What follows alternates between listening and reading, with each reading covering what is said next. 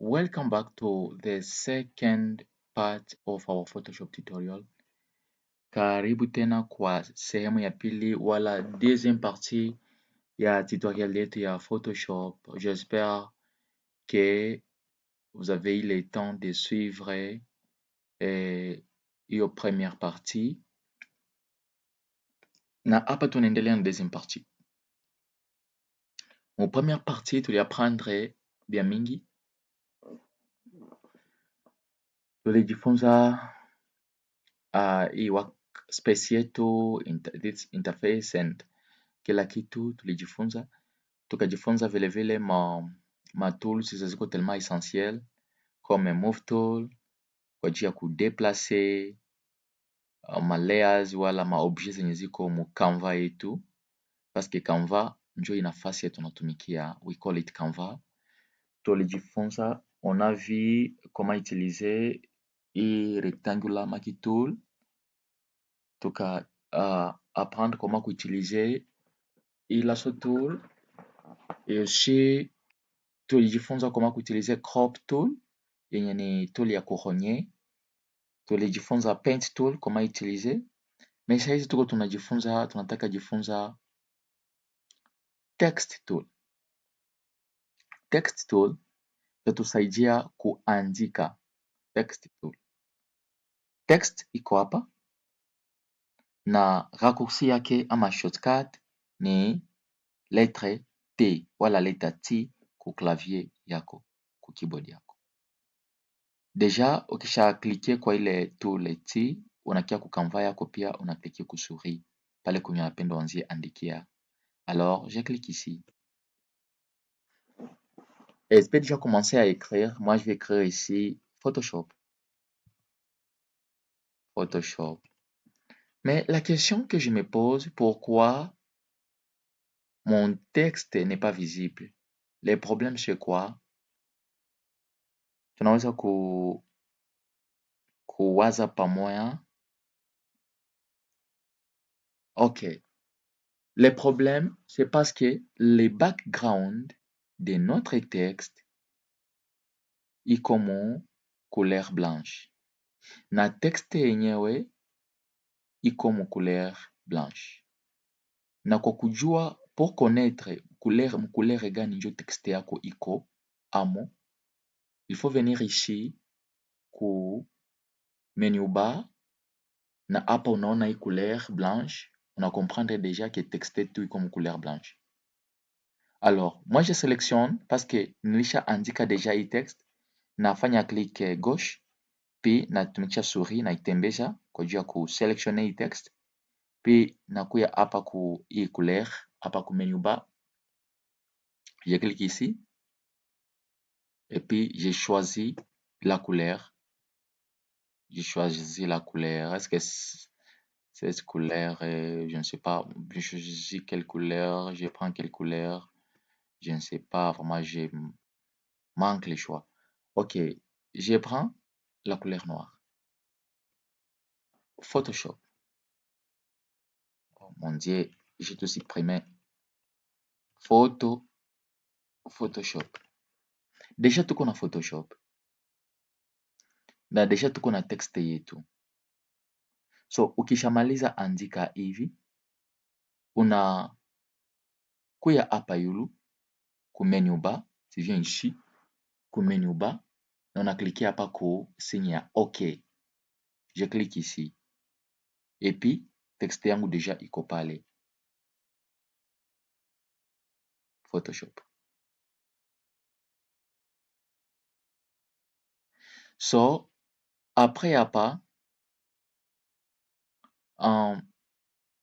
texte yako, ukikuya hapa yulu, tulisema ke parametre ya hii ma tools zote, ya utiaje yetu yote hapa yetuko tunatumikisha, parametre yazo inakuwaka hapa yulu.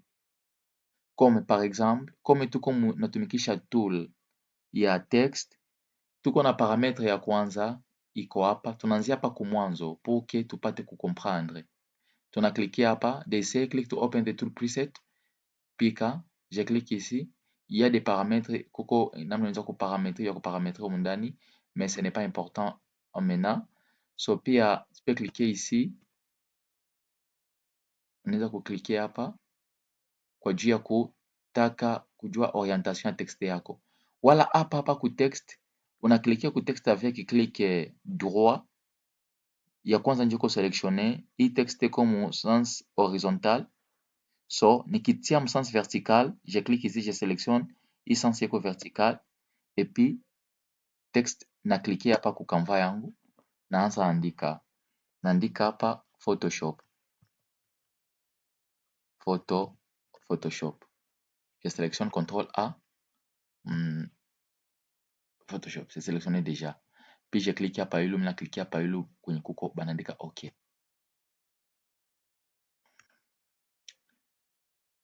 Photoshop. Ça est là. Naweza kutia tena kuku text, je rentre ici, je clique droit, et puis kuko ingine aina ya text iko vertical, je clique et j'écris quelque chose comme Photoshop. Photo, et tu continues comme ça. Puis ici je reviens, je clique OK. Vous voyez, mimi naandika mais façon mimi naandika iko comme sélection. Iko comme sélection. Après, pas maintenant, mais après, je vais vous montrer comment tunatumikisha hii text ya hivi yeko comme sélection hivi. Tutaiona après. Na ideselectione. So, okay, tunasema parametre zote za text yetu ziko hapa yulu. Parametre zote za text yetu ziko hapa yulu. Mina cliquer mwe text. Na kwa sali minataka iedite. Mina iselectionner parce que avant ya kuediter text wala kwa que ce soit iko image, kitu ya kwanza unafanyaka unawezaka kuiselectionner. Tu sélectionnes d'abord element yenye unataka kuediter. Après kuiselectionner, mina kuya hapa ku font type. Huko ku menu bar, ku font type, je clique ici. Je peux changer style ya font. Natafutisha font gani nakamata par exemple hii hapa yulu. Je sélectionne ça. Nikishamaliza narudia hapa ku OK. So mina selectionne pia tena hii text yangu, wala mina cliquer pale kisha mina fanya CTRL A juu ni selectionne text yote kwa mara moja. Et puis mina kia hapa yulu pembeni ya text style,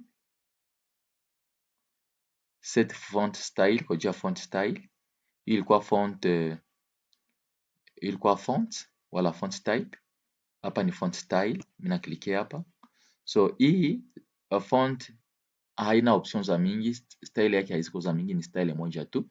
Mais kama mina changer hii style, mina kamata par exemple Berlin 100 FB, je sélectionne ça et puis je reviens ici ku font style. Unakutana kuko regular sample na kuko bold sample, je sélectionne bold sample.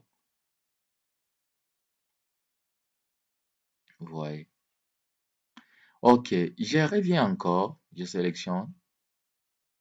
Naenda ku font size, ni hapa kwenye kuko ma point, je clique ici et puis je choisis, je peux augmenter les sizes ici ou je diminue les sizes, ou tu peux juste écrire ici et moi j'écris quoi? J'écris 24 et puis je viens ici, mina toucher hapa ku commit. OK. Hii font size inakuwa 24 parce que 24 ndio niliandika humu. Naiselectionne tena, double click, puis je viens hapa pembeni ya font size, nakuja hapa pembeni ya font size, na cliquer huko namna mbalimbali ya kuformate text yako. Iko na changer kidogo tu peut-être uone, mais ça change un peu. Ça change quelque chose. OK. Yeah, so merci beaucoup.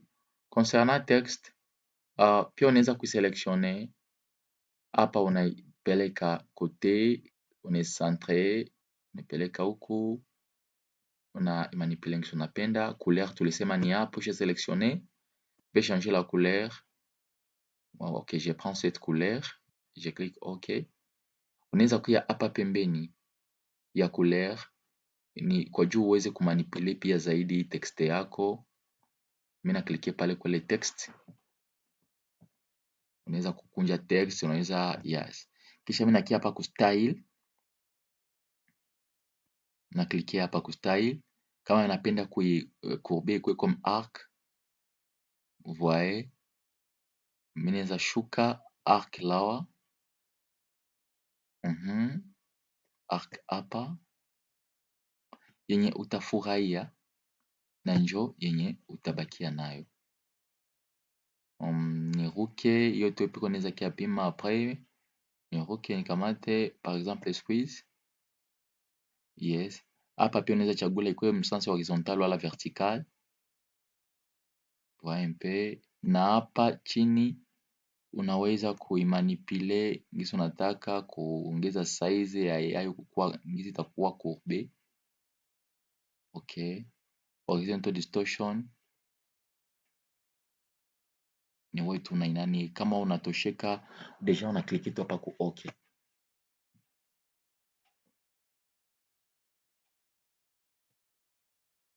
I commit. Mais mimi nairudisha normal hivi ndio ilikuwa. Pia mimi na double clicker, mimi nakia tena pembeni ya hii text. Hapa kuko kitu iko sawa vile notebook, na clicker yako. So unaweza penda kuongeza font size pia a partir ya hapa. Unakia tu hapa, unafanya click gauche, pia unatumikisha souris, unasogeza tu kwa kuongeza font size, pia kwa kuipunguza mpaka utosheke. Ukishuka huku chini kuko metric, unaklikia sasa iko ku 0 hapa, unaongeza. Pourquoi haiongezeke?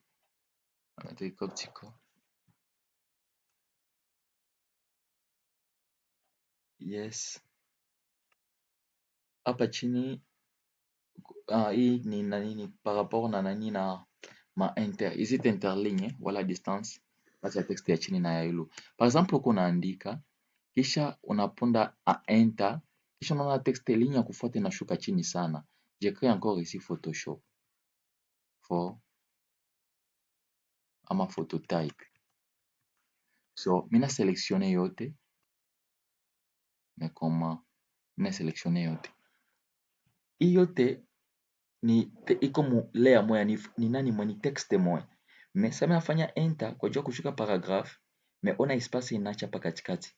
So mimi nakuya hapa, click ku scale, click gauche. Mimi naongeza pourcentage ya hii scale. Zaidi mimi naongeza na kwa sasa mimi nazi rapprocher. Nasogeza kama natosheka hapa, mnafanya okay. Kisha mna commit. So paske nakunja sana, mimi naweza fanya control T kwa kuiselectionner juu ni transformer ngisi mimi nataka. Et puis mimi nakagusa kumwea hii macoin. Bon, hii chaîne inafungiwa hapa, mimi naitosha hapa yulu kwa juu ni manipule ngisi mimi napenda. Et puis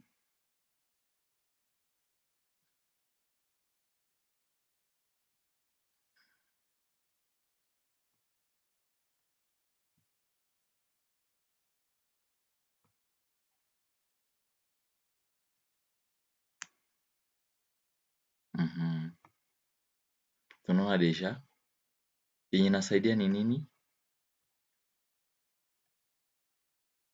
Yenye inasaidia ni hii hapa chini. Mimi na commit.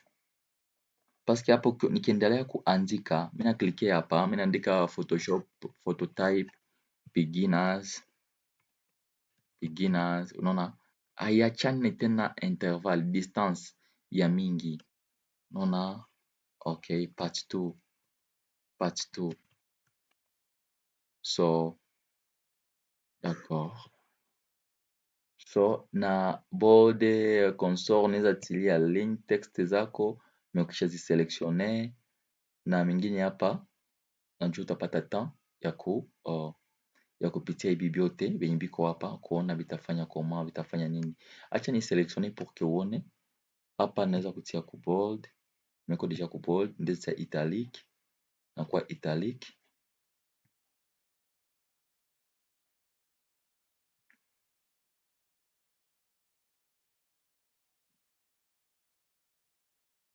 Okay, inakuwa comme exposant, inakuwa comme base stili ya ligne. Okay, strike through. So ndio kazi ya hii character chimi na commit.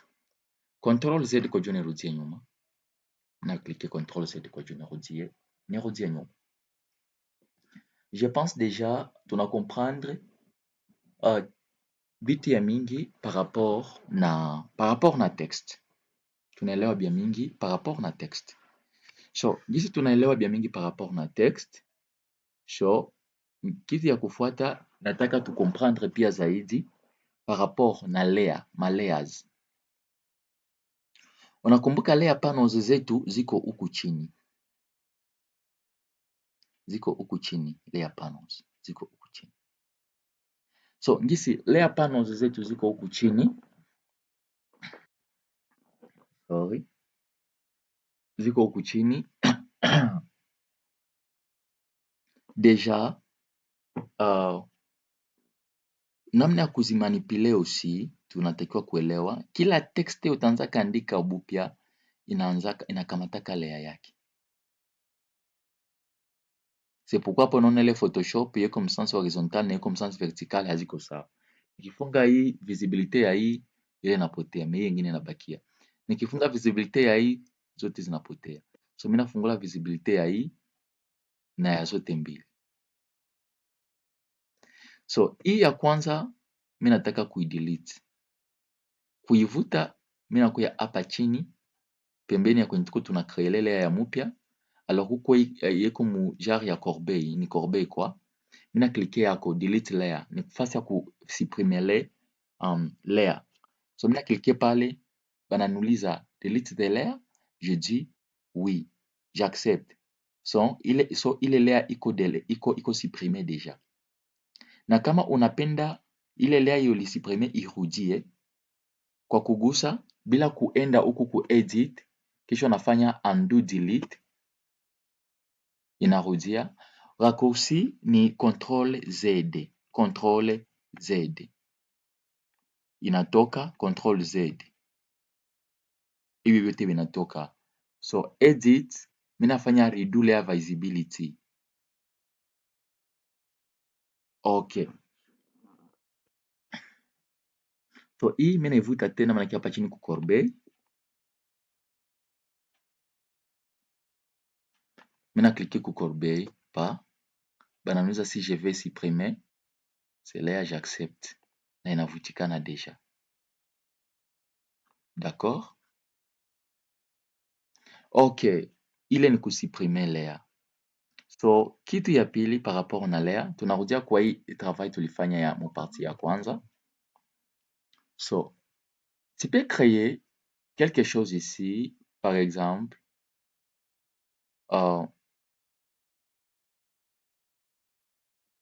mimi na créer layer ya mpya, kisha mimi nakamata rectangular marquee tool, mimi natia shape hapa.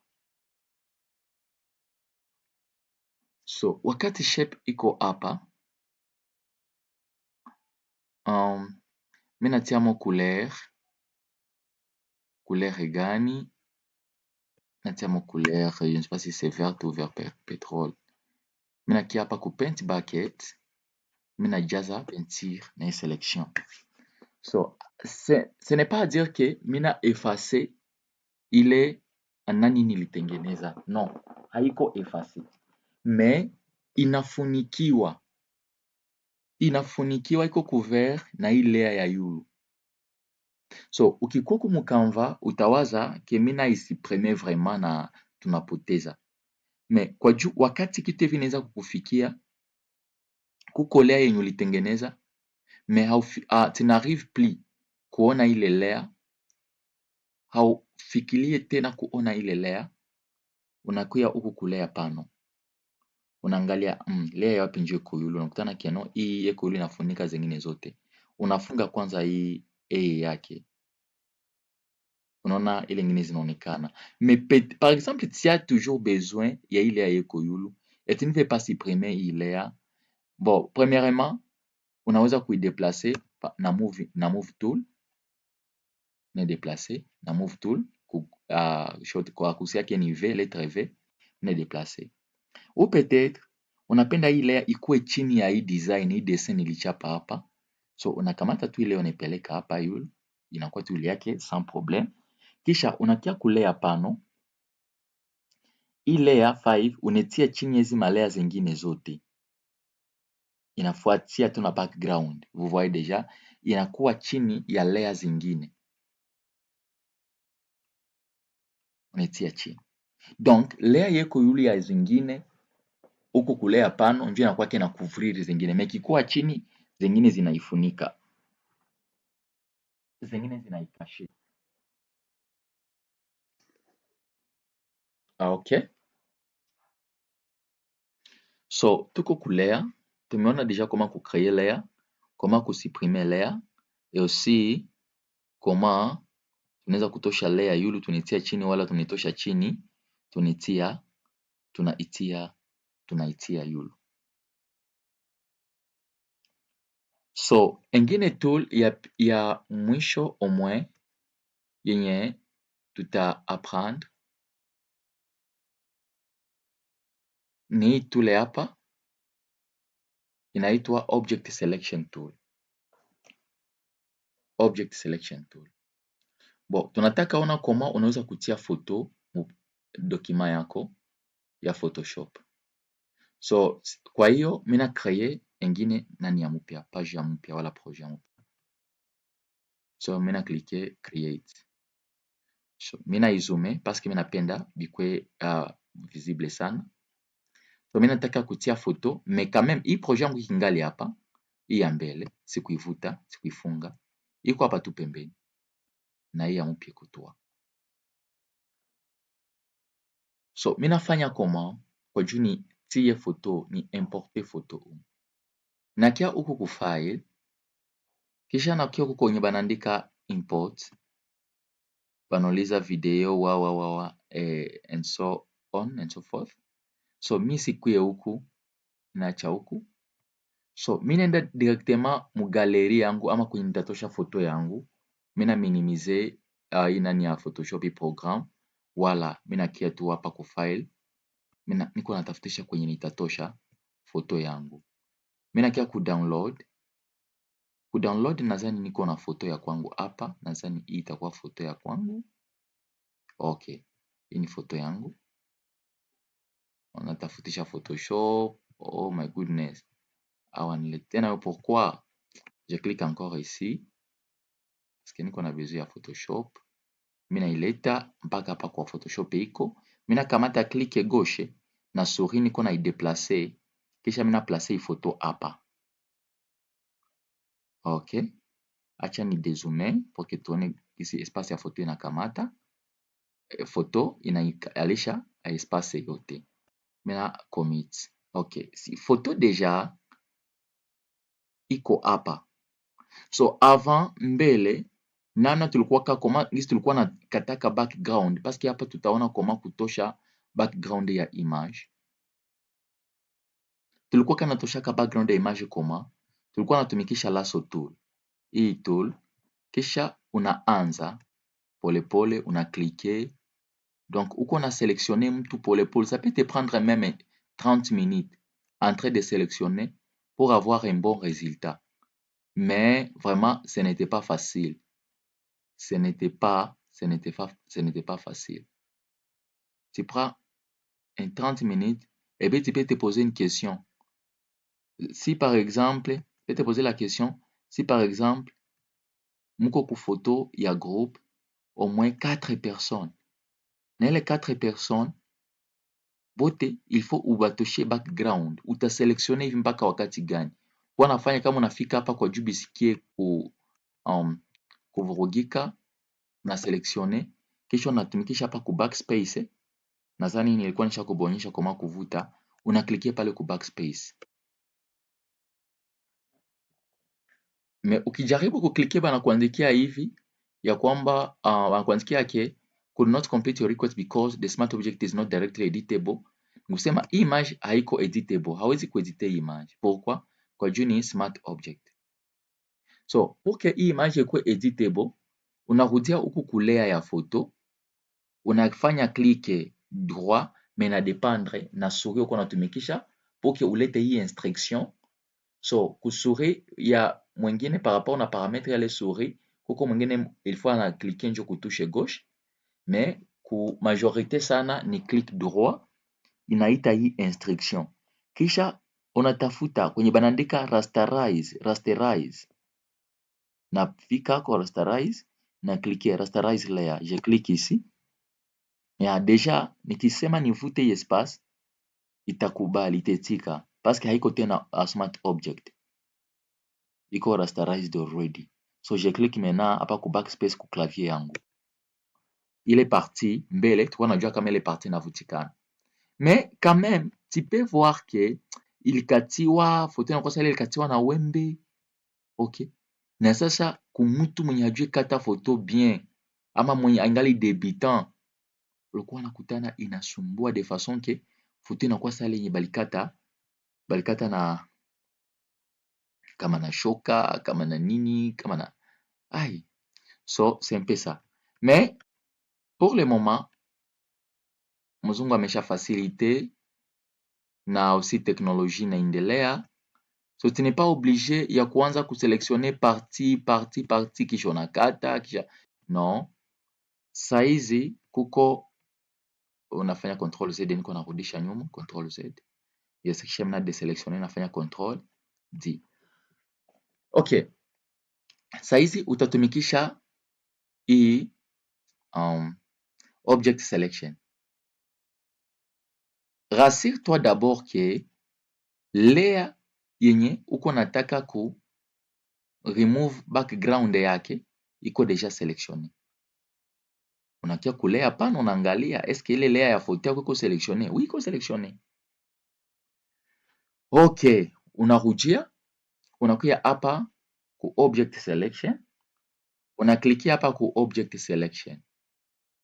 Ukisha klikia ku object selection, bo pia kuko maoption za mingi, quick selection tool, magic wand tool, mais natumikisha tu object selection tool. Unakuya hapa ku select subject, sélectionner le sujet. Je clique ici et puis yo peke itaselectionner image yote nena acha background behind. Ok, vous voyez deja image yote iko deja selectionné. Maintenant kwa juu ya kukata ile background, so unajua principe, najua ulisha selectionné pia, nadhani najua ulikuwa umeisha kuvuta kisha unakutana photo yako inavutikana, unajiuliza c'est quoi encore, ni nini tena? So ukishafika hapa ya kufanya nini? Ya kufanya ni ukiklikia ku backspace, parce que tulisema ku clavier yako kwetu shi banaandika backspace, kunavutiaka ma lettre et consort, wakati uko naandika ndio inavutaka normalement na couper. So je clique, mimi na cliquer pale, vous voyez na wewe injo resultat ilikupatia injo resultat. Mais aussi c'est important kuapprendre hii parce que kesho ama kesho yake unaweza kuwa na besoin ya kujua comment ku rendre photo hivi. Mais quand même haiko background njo tuko nao besoin, tuko njo na besoin ya image ya mtu, tunapenda njo tutoshe background. Mais hapa unajikutana ke photo njo deja unakata, so fanya control Z tena control Z, inabakia na selection inabakia.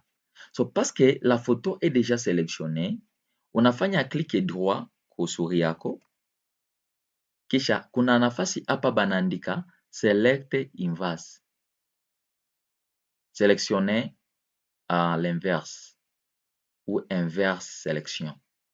Je clique ici I click here. So ni hapa deja ni background njo inakuwa sélectionné. Comme c'est le background qui est déjà sélectionné, pale mimi naweza cliquer sasa ku backspace juu ya kuvuta background. Mimi na cliquer ku backspace. Deja sina background. Mimi na dézoomer kwa juu muone bien, ku desélectionner, mimi naweza cliquer ku click droite. Mimi naandika hapa deselect, mimi na cliquer hapa ku deselect. Wala mimi naweza fanya tu control Z. Nikikamata move tool, mimi natembeza photo yangu, tu vois que haina tena background. Haina.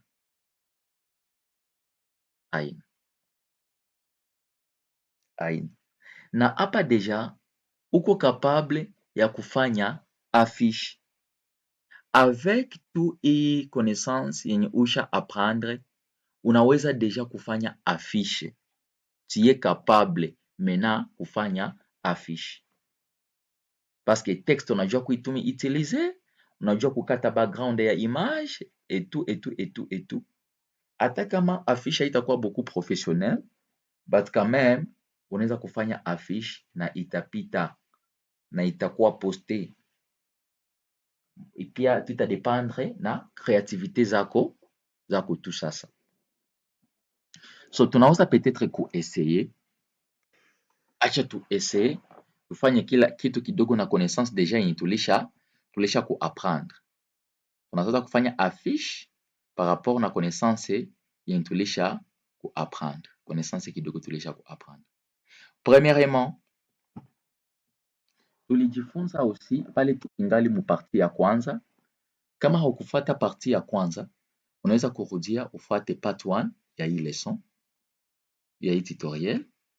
So, tulionyesha comment unaweza kuchanger dimension ya Canva yako, parce que hii ndio Canva yenye uko unatumika nayo.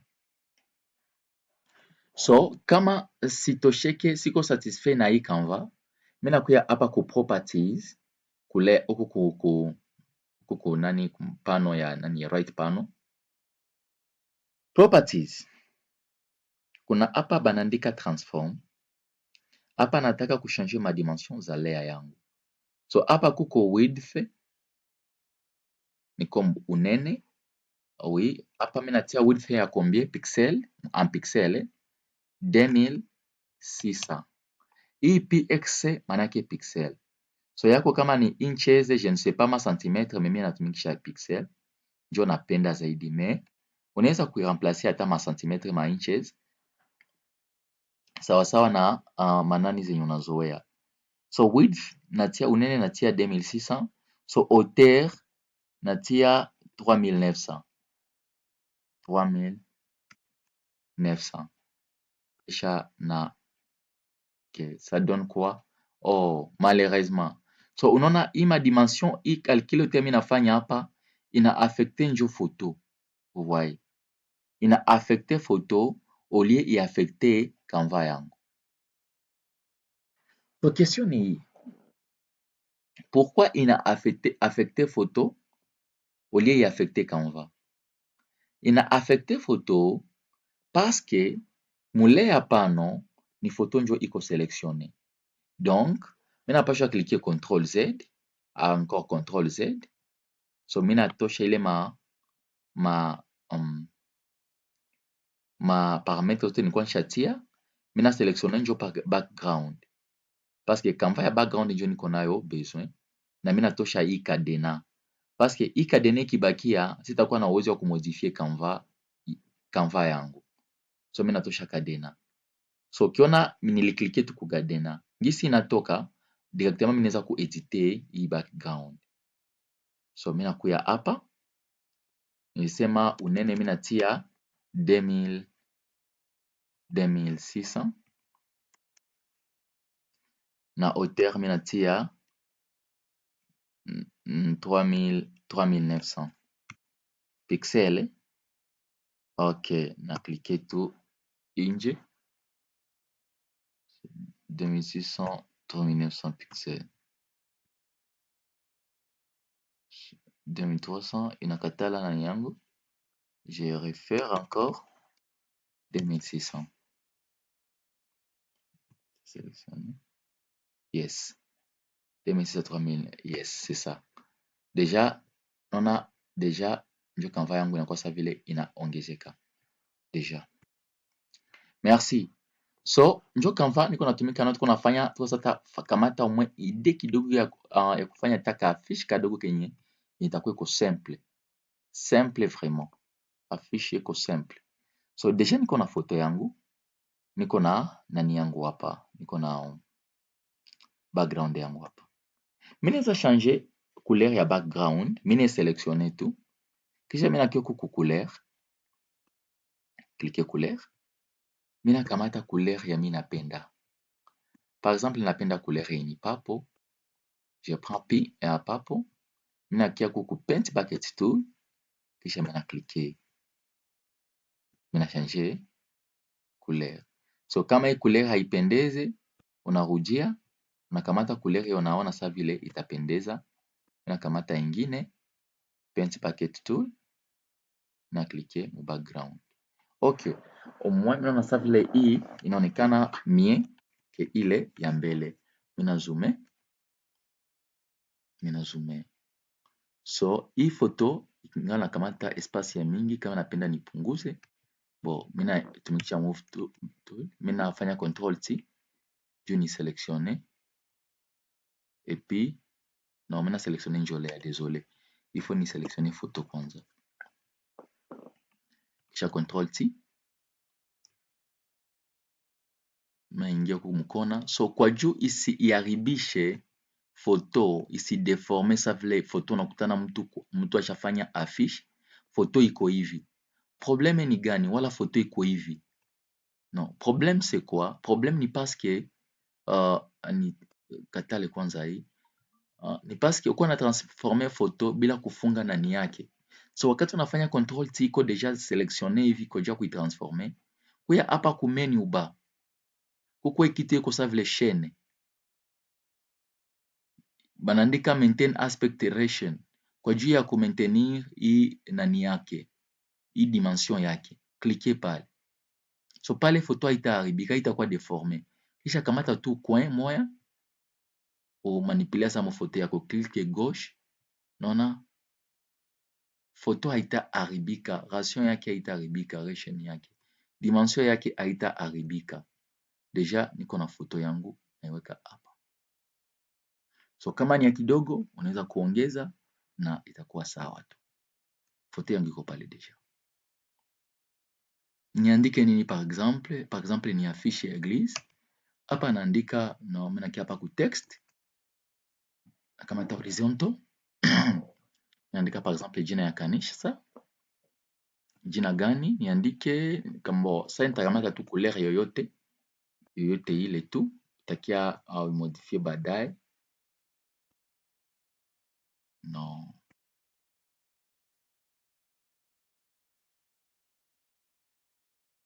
Naandika par exemple Zion ya kwa Intel Church. Kisha okay.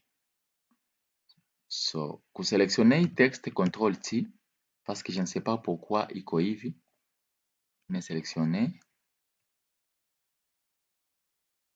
Okay. So unaona inaenda hivi pourquoi? Parce que hii chaîne inafungiwa, mimi nifungua juu nikuwe na uhuru ya kumanipulate texting si mimi napenda.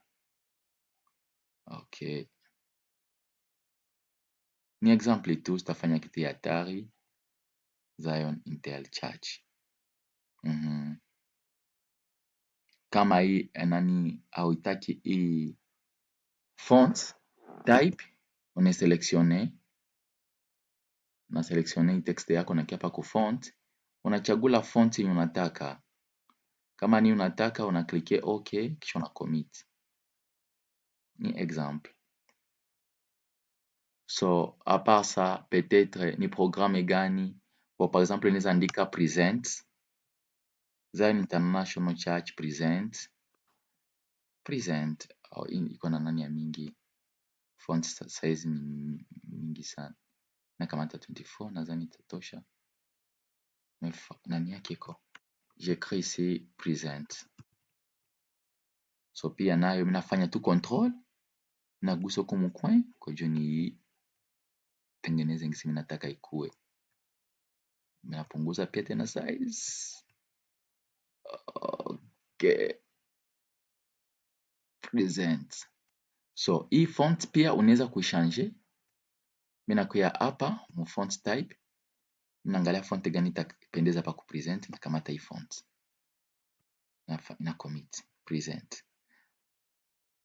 Mina nenepesha, peut-être haionekane mzuri sana, so mina ongeza kidogo size yake, mina commit. Mina tumikisha V moving tool ya kudeplace hii text, natia hapa.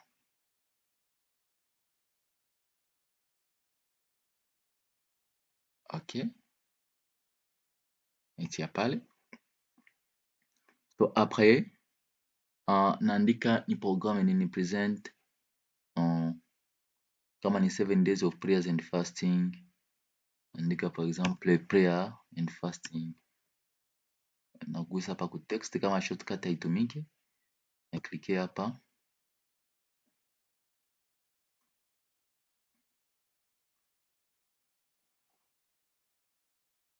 prayer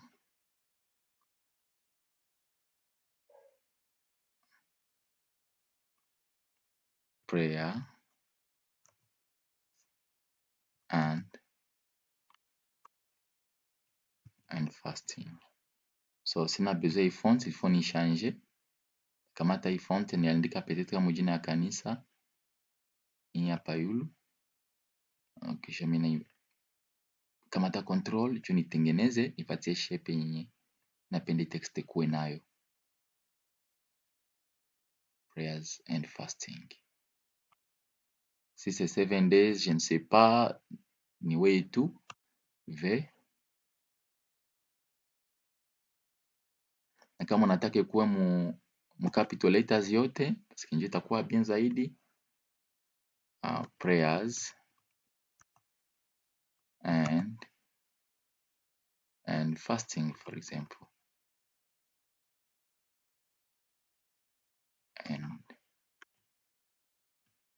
And fasting. So ukiangalia hapa interval hii hapa katikati ya hii maamuzo ya ile text ya luna ya chini inaachiana espasi ya mingi. Tulisema tunakia hapa kunani ya text, kisha tunakuya hapa kwa juu ya kupunguza hii nani, tunakosa hii tunazileta pamoja ya distance tupunguze. Oh my goodness, sorry. Yes, zaidi tunaongeza nafikia mpaka 1000. Okay, nachia pale. So comme ça sijatosheka, nafanya control kisha inaweka pamoja hivi, control na souris hapa. So unakuwa najikaza ma text yako, kila kitu kyako kinakuwa nakuwa centre juu affiche yako kipendeza. Même si kwa hii exercice sitie soin ya mingi sana, mais unakuwa najikaza mwa soin inakuwa nasaidia. Okay, d'accord. So par exemple teme yenye muko nayo ya mwai prière, teme ni revival, ni exemple tu. So nakamata theme, bo hapa kama ni 7 days utaandika hapa par exemple 7 days, utajua tu ngisi utaandika, mais hatuna temps ya mingi. So mimi nakamata sa tu theme, kanta text, na cliquer hapa, naandika hapa revival.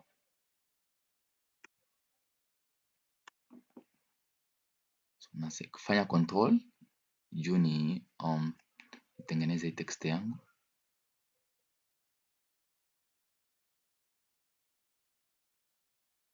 So najikaza item nje kuwe inaonekana sana. Okay, hii fonts kama siitaki minaweza kuichange, na kamata par exemple hii benyorita mini selectionner revival. So deja nona affiche inaanza kukamata deja, peut-être kuko ba orateur bengine benye tutatumika nabo. Par exemple nakuya hapa tuko na ba orateur par exemple bengine bawili, na create layer ya mupya ama nakamata kwanza Maki tool na tia makadre kwenye nitatia baba orateur bangu bawili, moya huyu hapa, kisha mina create layer, mina mpatia background kama itakuwa ya white ça dépend. Mina kamata layer ya background ya white, paint bucket tu, mina cliquer hapa, kisha mina deselectionner control D.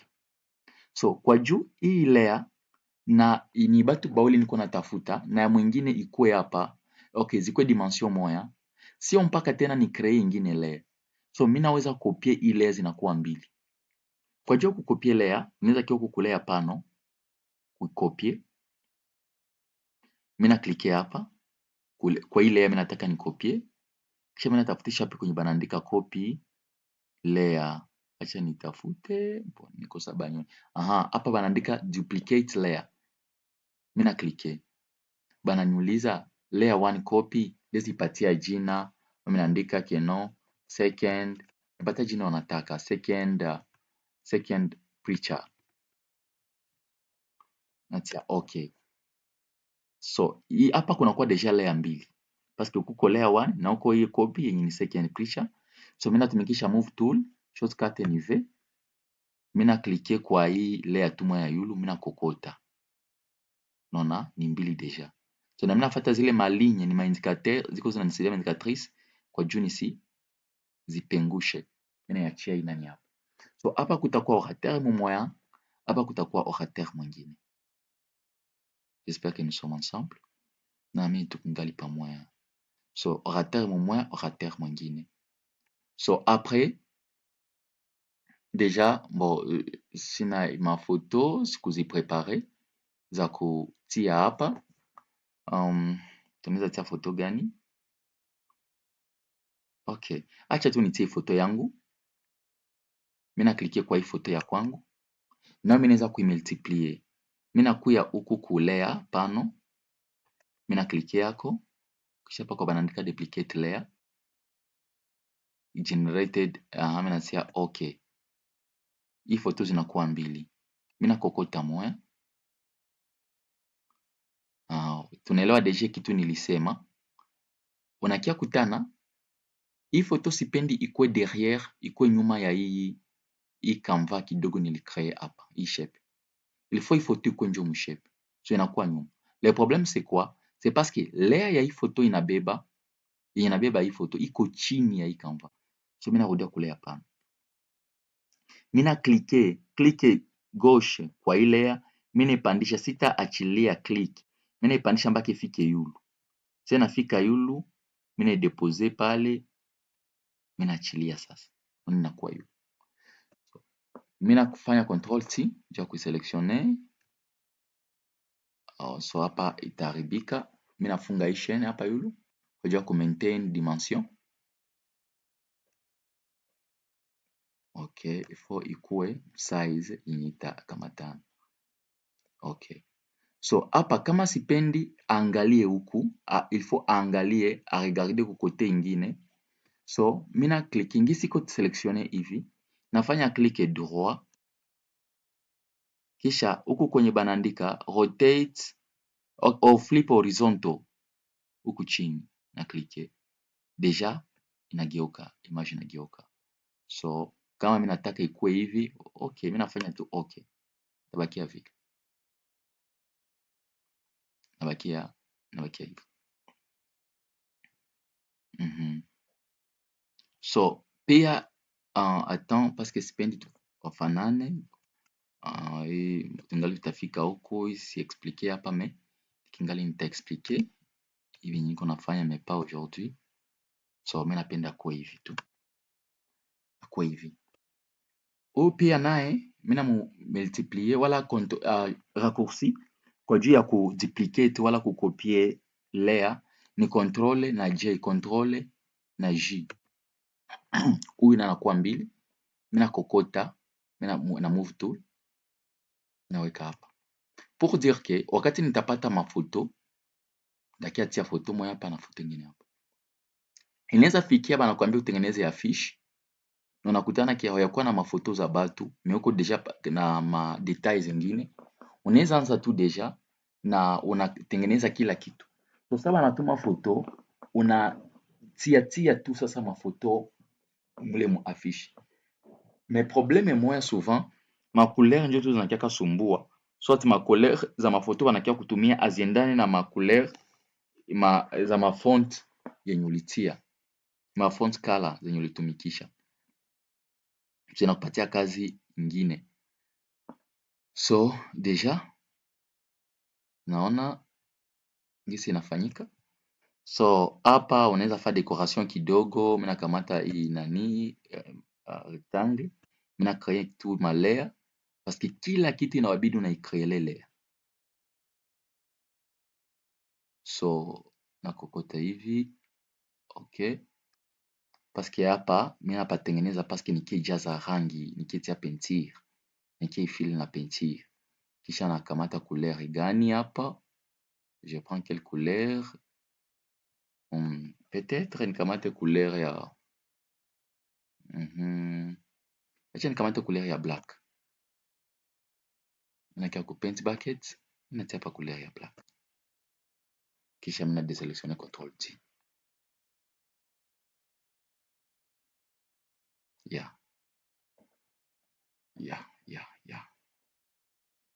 So hapa ninaweza andika jina ya huyo orateur na jina ya huyo orateur. Après adresse, programme unaweza zitia hapa. Naweza andika hapa programme. Mbongisi tu unataka kama mara moja unaanza andika text wala utatengeneza parce que utaandikia programme. Ça dépendre na we. Bon, faisons ceci. Naandikia programme zangu hapa, programme za Makilt. Naandikia programme pale.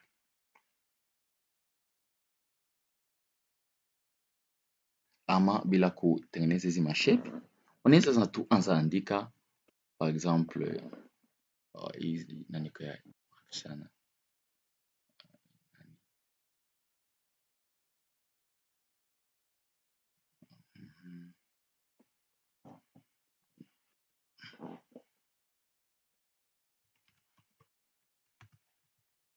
programme Zikilt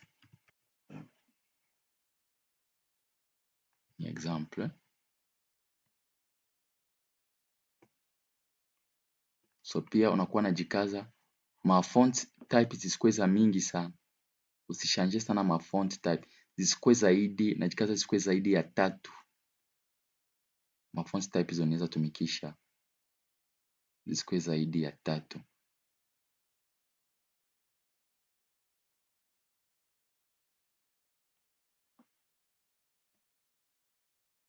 Programme Zikilt. So hapo naandika sasa ma programme za Kilt. Kama kuko Monday, ça dépend tu na wewe peke. Monday utatia hapa na saa. Ni exemple. Mimi natia layer. Hiyo natia mule couleur. Couleur gani? Natia black. Utatia programme na utatia saa. Nafanya control J kwa ajili ya kunania hii ya kuicopy. Pale itakuwa kama ni mercredi. Hapa kutatia jeudi. Nafanya tena control J kwa ajili ya kukopia pia hii parce que niko na siku 3. Niko na mercredi, niko na jeudi na niko na vendredi. Programme zitakuwa zinaenea hapa. Programme deja zitakuwa zinaenea hapa. So na pia makuleri unaweza kuichange kama haikupendezi, unaweza kuichange. Utajua après ama kama unaweza tia mouble ni wewe tu.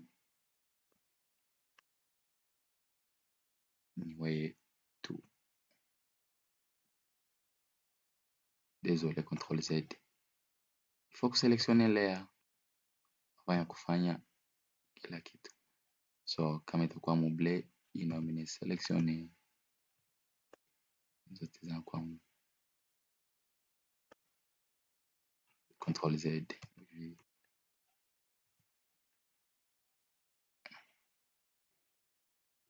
So ya mwisho pia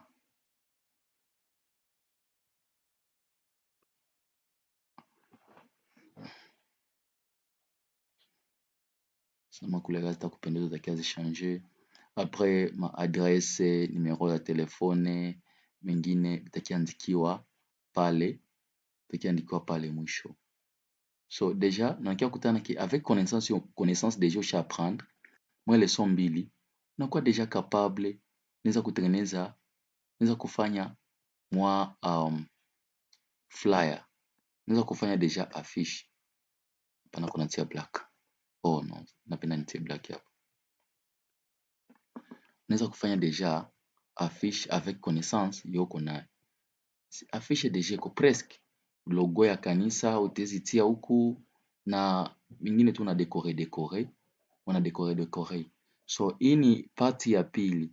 So kama kufuata parti ya kwanza ifuate, pia ukumbuke kujiabone, na apart ça tutatia vile vile parti ya tatu yenye ma notion itakuwa notion yenye iko avance ki hizi zingine mbili paske zaidi tuna ingia ku parti ya yulu, donc na manotion zitakuwa pia za yulu sana.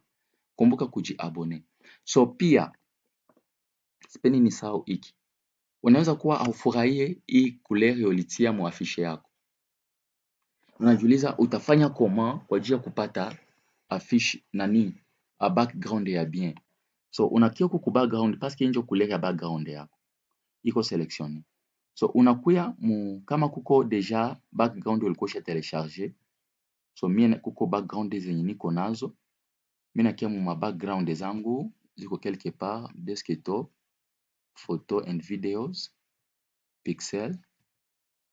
So naangalia hapa menu kuko background zangu niko nazo. So nakamata background yangu moya, exemple nakamata background naenda nayo, désolé mpe, je m'excuse. Nakamata background gani? Nakamata tai background, eske nakuya naenda nayo mpaka mu Photoshop, paske hapa background iko selectionné ya chini, nikidepose hapa itaenda directement ku background. Na unaangalia ke hii deja ina change image ya affiche. So mimi natosha hapa kuna nini hii chaîne,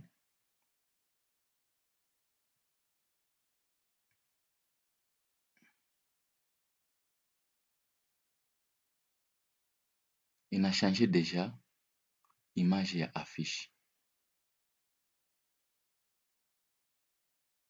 ina change look ya affiche. Tu vois déjà, inaanza changer look ya affiche. So avec hii background deja yuko nayo, unaweza kuangalia koma kuchanger sasa hata ma couleur ya ingine bitu mbalimbali ndani ya mu affiche yako. Tufanye decoration kidogo ensemble, moi même video, tufanye decoration, tujaribu kudecore deja hii affiche. Tu vois, ni affiche iko simple, tujaribu kuidecore. Tutaongezea tu connaissance kidogo, ingine ujuzi kidogo kwele nyosha apprendre mu leson ya kwanza na hii leson ya pili. Nakuya hapa kuchachi, so unaona iko mu white, iko mu couleur blanche, mais quand même haionekani bien juu ya background. So na mimi napenda peut-être ibakiane tu même couleur blanche. Ndafanya comment? Nakia kukulea hapa tunakuwa mu parti ya décoration.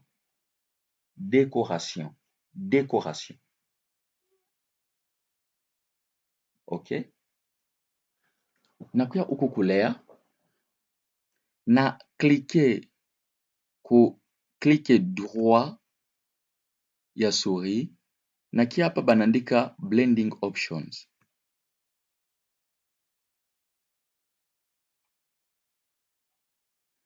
Blending options, mi naweza tumikisha par exemple drop shadow. Yes. So natia drop shadow directement, inaonekana mzuri zaidi. Hii ni option ya kwanza. So na mu drop shadow, acha tuifungule. Unaweza kuongeza opacity wala unaipunguza. Hapa mimi naipunguza, hapa unaongeza. Kama unataka ibakie vile sawa, unachia pale. Distance inashuka sana, inapanda. Unaiparamètre tu hapa. Spread, hizo nataka ikuwe spread. Kama unataka ikuwe hivi, sawa. Size,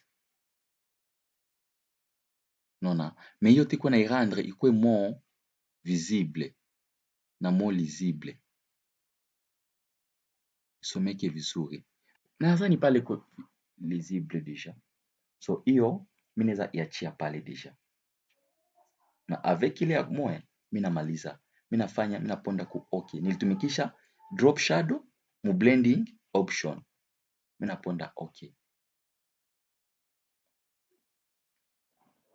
Okay. So ya kufuata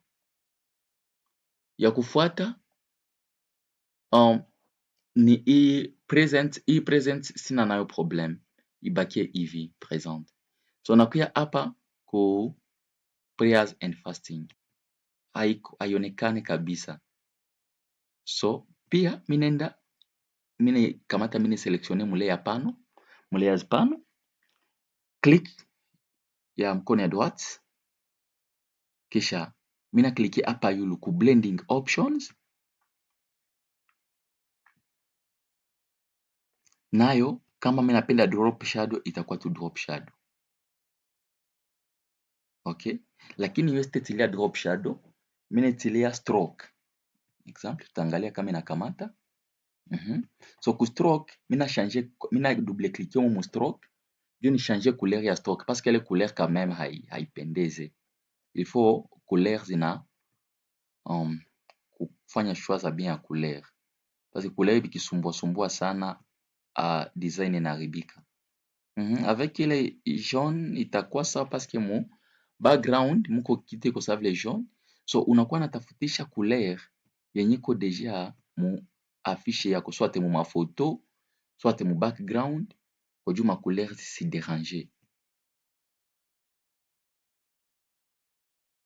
Ma couleur zisiderange. Tafuta couleur yenye haita derange sana. Prayers and fasting. Okay, bon, si mi kusitosheke, mimi nafanya cancel na mimi natosha hii stroke. Mimi na essayer hapa ku gradient overlay. Mimi na double cliquer na kuya hapa gradient pinks, nachagula couleur kama ni hii, tudone kwa mimi nakiponda. Okay, nikienda soko ku stroke tadone nini? No, huko nako sitosheke, mimi natosha gradient. Natia tu kwanza stroke. Natia stroke nisi wabebe mbali. Tutaprendre, sipendi video kwa mrefu sana. So tutaprendre vingine après mu video ya kufuata, mu lesson ya tatu. So hii kala pika niko naipeleka huko kwa juu nitafutishe couleur yenye iko mu affiche. Bon, essayons avec ça. Kama natoshika natia okay. Tia okay. Kisha revival, eske inaenea? Naangalia hapa hakuna. No, mimi na click mkono ya droite, blending options. Il faut le revival ionekane kabisa, ikuwe wazi. Nikijaribu stroke itakuwa comment? So natia couleur tu ya white kwa juu kama inenepe. Oui, inanenepa me bado haionekana sawa. gradient overlay, tafutia couleur hapa, propose, no, propose, actually pata yellow ingekuwa sawa, double cliquer kwa tafutia couleur. Okay, peut-être ça nichange na couleur gani? Angalia couleur iko hapa itadonner quoi? Peut-être ça na cliquer OK. OK. So blending options isikusumbue sana, tutapata time ya kuexpliquer zaidi sana pour que tu comprendre. So naona affiche deja inaanza kuchanger picture inaanza kuchanger. So hii byote hatuna tout temps, mais tungelipashwa kubidecore. Utaona picha yenye hii affiche itakuwa iko nayo, itakuwa na picha ya bien. Nadhani unakumbuka hiyo picha ya kwanza avec le background ulijitilia couleur na avec background ya mpya yenye uko nayo. So donc avec ile connaissance uko nayo, uko deja capable ku créer affiche yenye iko simple. So thank you so much for watching this tutorial. Thank you for watching this lesson. Et pia don't forget to subscribe. N'oubliez pas de vous abonner. N'oubliez pas vraiment. Pia kama kuko question wala kama hii leçon unaikomprendre, unaielewa bien, unaweza kuandika mu commentaire parce que inapaswa kuencourager na inapaswa kuencourager juu ya kufanya ingine ma video za mingi ya c'est ça. So usisahau kulike, kukomante, kupartager aussi kama uko na ba friends wenye banataka pia kuapprendre informatique, Photoshop na kueshene kuko bia mingi meme anglais. So itakuwa bien. Na usisahau kufuata lesson ya 3, lesson ya 3. N'oubliez pas vraiment kufuata lesson ya 3. So thank you so much and see you soon.